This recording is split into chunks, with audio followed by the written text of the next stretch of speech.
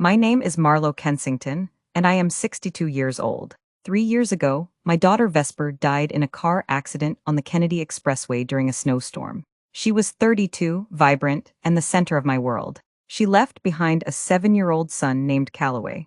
My grandson came to live with me in my small brick house in Evanston, Illinois, just north of Chicago. His father, Dashiell Brennan, or Dash as everyone called him, had visitation rights every other weekend. Dash worked in commercial real estate and traveled frequently.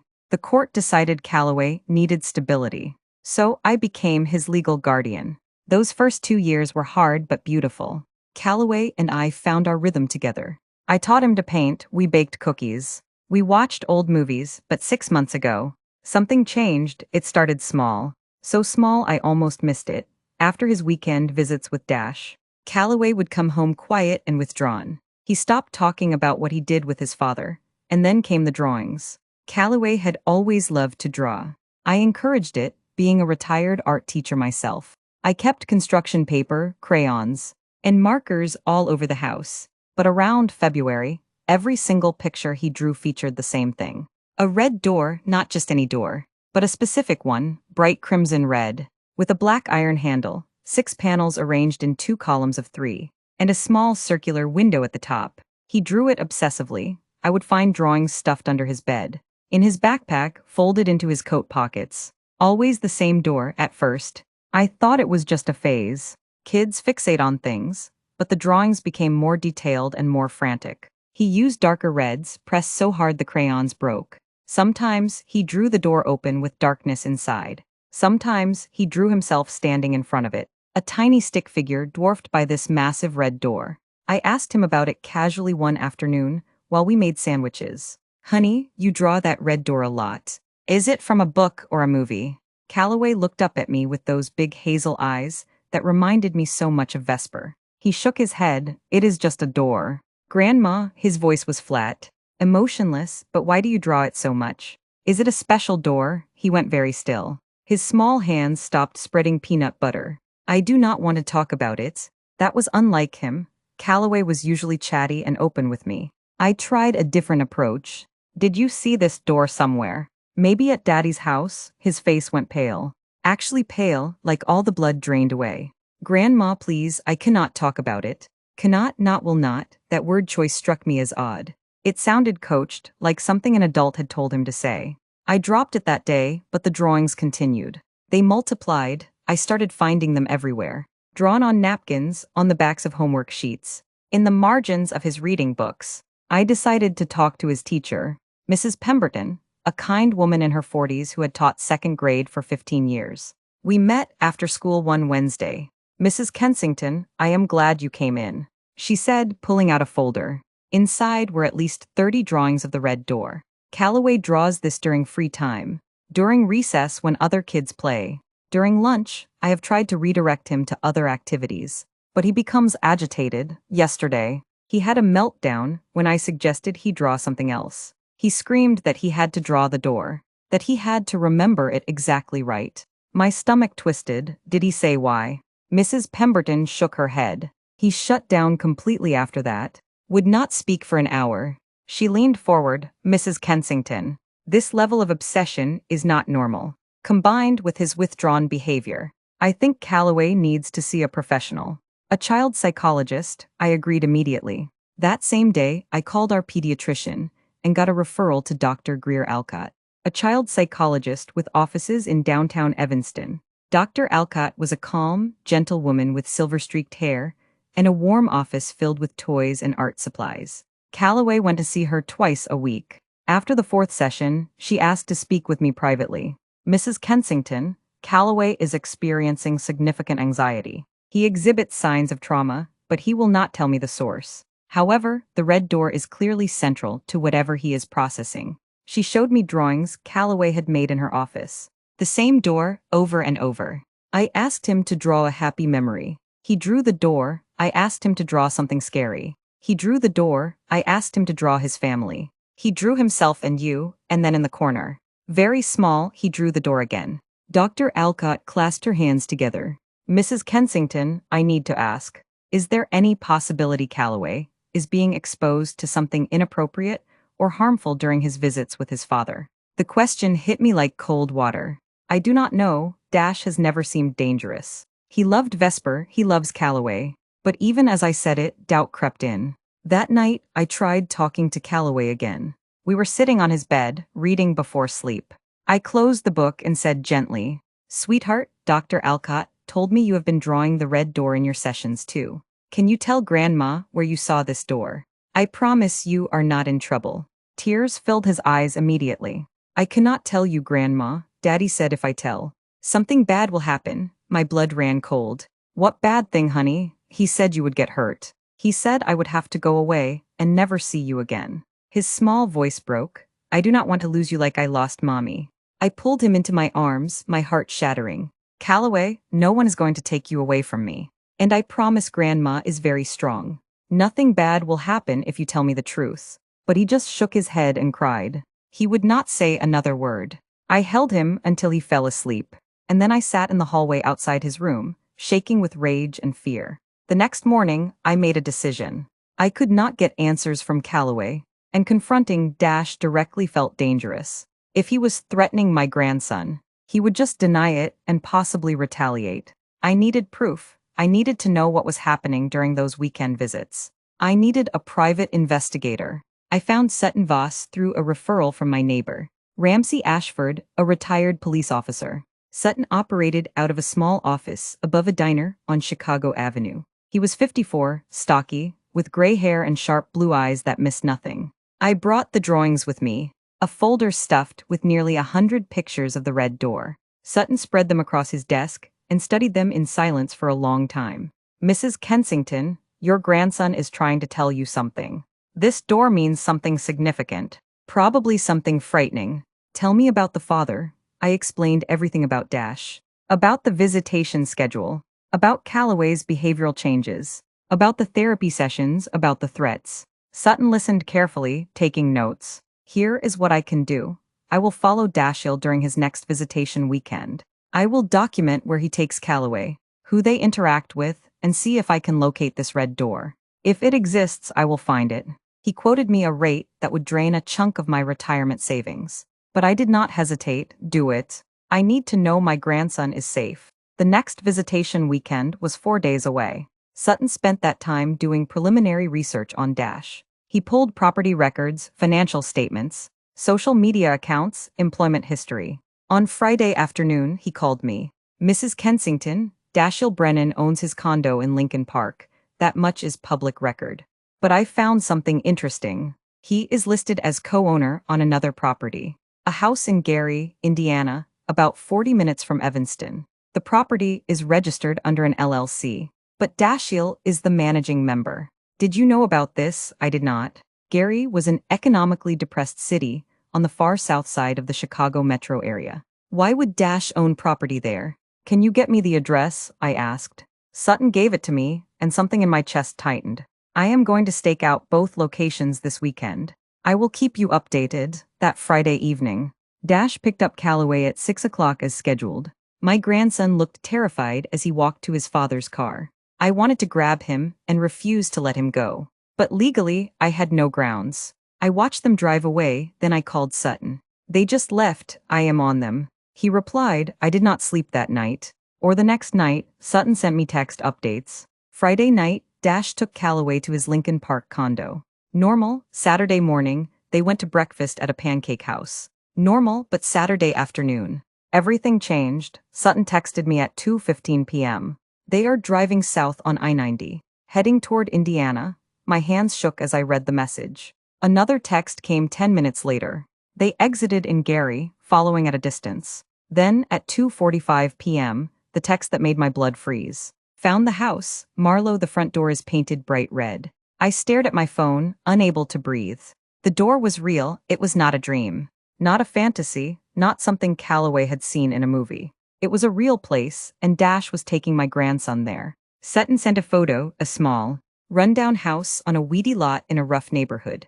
Bars on the windows, peeling paint, and a bright crimson-red door with 6 panels and a circular window at the top. Exactly like Calloway's drawings. "What do?" I texted back. "Stay there, document everything. Do not engage, Sutton replied. I will call you tonight. The hours that followed were the longest of my life. I paced my house, clutching my phone, praying Calloway was safe. At 8 p.m. My phone rang. Marlowe, they left the house an hour ago. Went back to Lincoln Park. Calloway looked unharmed, but scared. I got photos of everyone who entered and exited the property. There is a woman living there. Young, maybe late 20s. She answered the door when Dashiell knocked. My mind raced. Who is she? I do not know yet, but I will find out. Sutton worked through the night. By Sunday morning, he had answers. The woman's name is Lennox Pierce. She is 29 years old. And Marlowe, she has 2 children. A 5-year-old girl and a 3-year-old boy. I pulled birth certificates. Dashiell Brennan is listed as the father on both. I thought I might be sick. He has other children. It appears so, and there is more. Lennox has no employment history. No credit cards in her name, no bank accounts.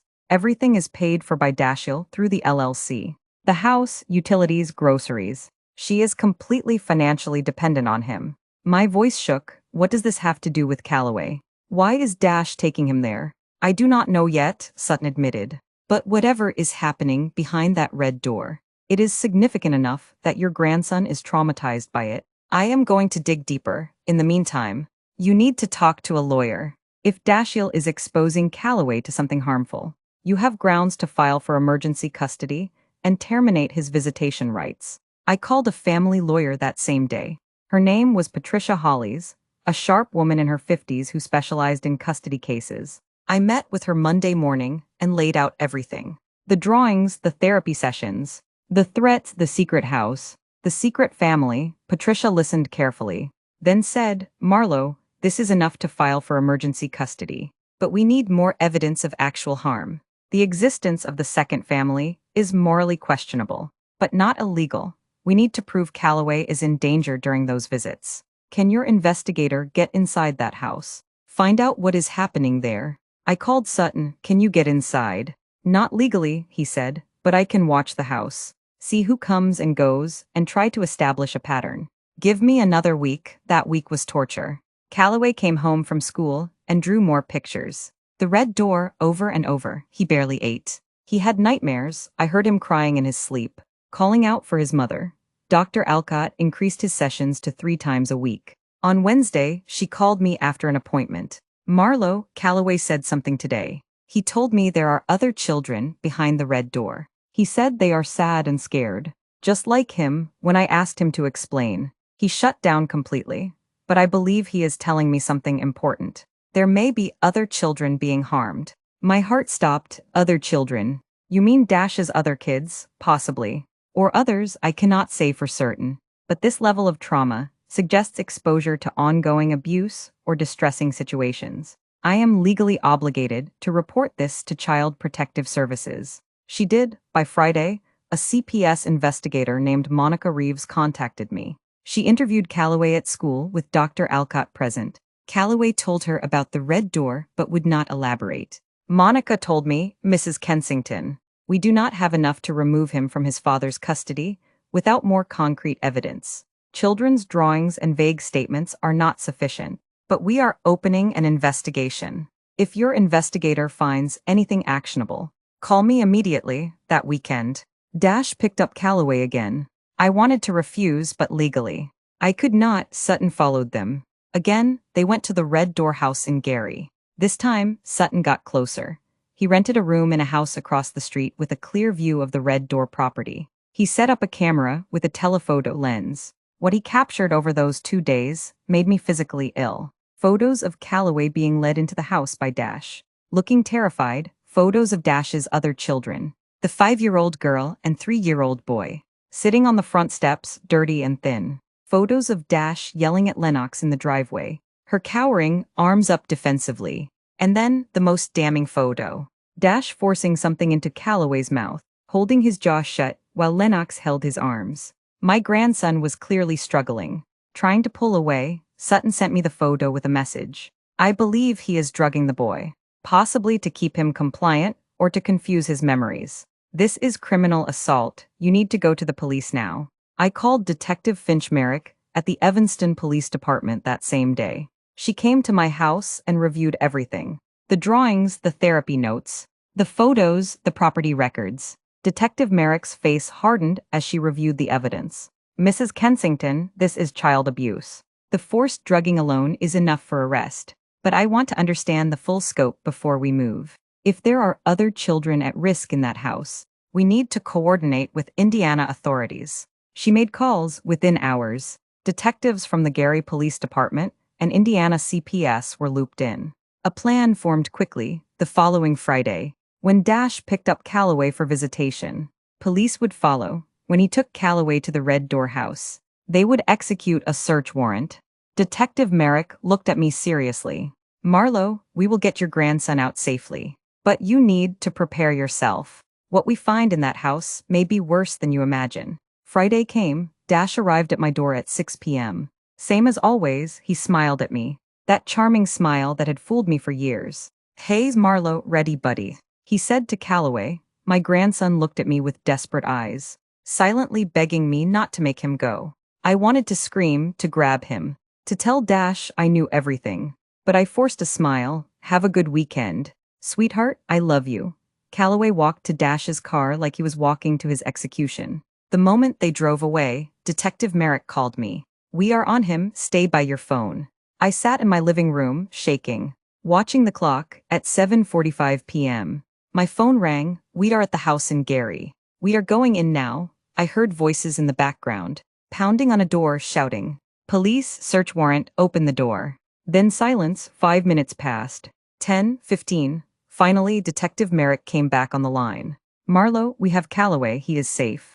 Dashiell is in custody, so is Lennox Pierce. We found the other children, and Marlowe. We found other things, evidence of long-term abuse. Medical sedatives in the kitchen. Restraints in one of the bedrooms. Documentation of financial control and exploitation. This is going to be a major criminal case."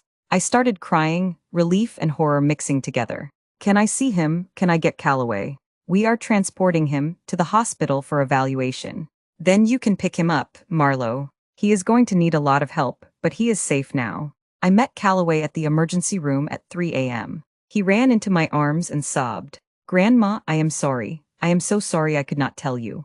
SHH, baby, you have nothing to be sorry for. You are safe now, Daddy cannot hurt you anymore." Over the next days, the full horror emerged. Dash had been systematically drugging Calloway with sedatives during visitation weekends, then taking him to the Gary house, where he forced him to witness abuse of Dash's other children. Why? Control. Dash wanted Calloway confused and frightened, unable to clearly report what he saw, but traumatized enough to be compliant. The Red Door became a symbol of that trauma in Calloway's mind.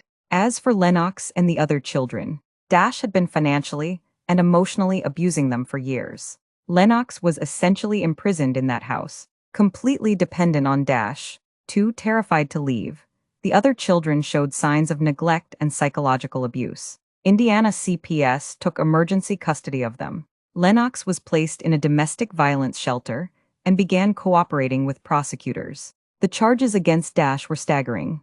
Multiple counts of child abuse, child endangerment, unlawful restraint, drugging a minor, financial exploitation, and domestic abuse. The prosecutor, a determined woman named Sarah Vance, told me, "Mrs. Kensington, Dashiell Brennan is looking at 20 to 30 years in prison. We have physical evidence, witness testimony, medical records showing sedatives in Calloway's system, photographs, financial documents. This is an airtight case."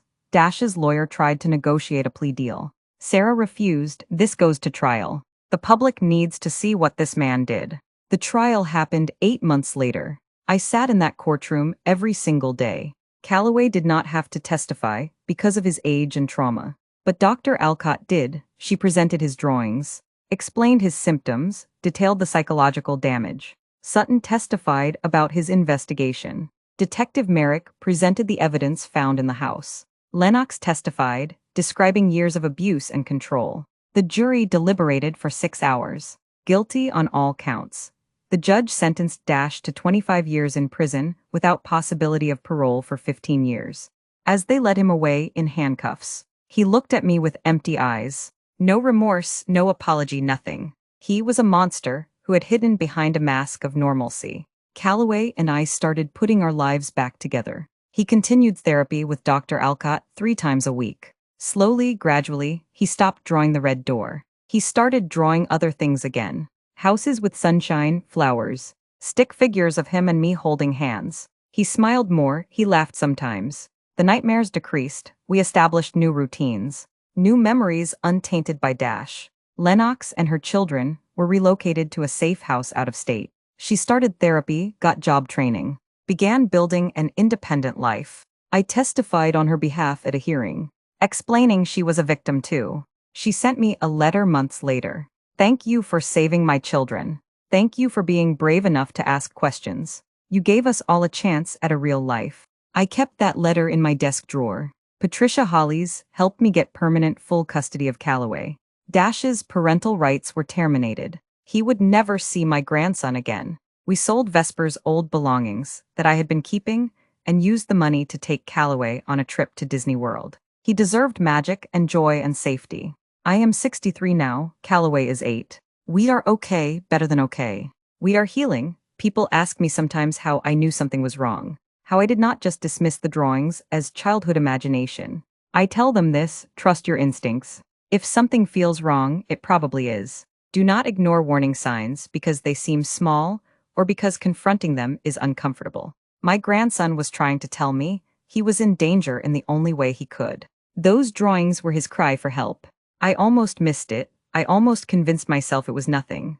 But I chose to investigate. I chose to believe him. I chose to fight. That choice saved his life. It saved Lennox and her children too. Evil hides in plain sight. It wears familiar faces. It lives in normal houses. It convinces you everything is fine while it destroys innocent lives. But truth always leaves clues. You just have to be willing to see them. The red door was real. The horror behind it was real. But so is the strength of a grandmother who refuses to let her grandson suffer in silence. Callaway does not draw that door anymore. Now he draws us happy and together. And that is all the justice I need. So that's my story. A journey that started with crayon drawings and ended in a courtroom where justice was finally served. Callaway is 9 years old now. He's thriving in school, he has friends. And he laughs again, really laughs. The kind that comes from deep in your belly. He still goes to therapy, but Dr. Alcott says he's made remarkable progress. Last week, he drew me a picture of our house with a big sun overhead and flowers in the garden.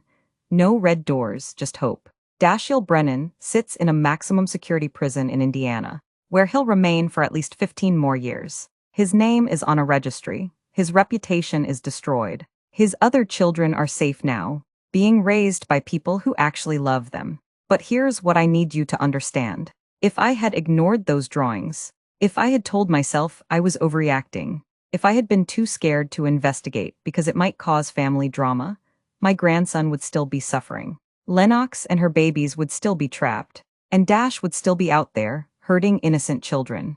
Evil doesn't announce itself, it doesn't wear a sign. It drives a nice car, has a good job, and shows up on time for custody exchanges with a smile on its face. But evil always leaves clues. Always, those drawings were Callaway's way of screaming for help when he'd been threatened into silence.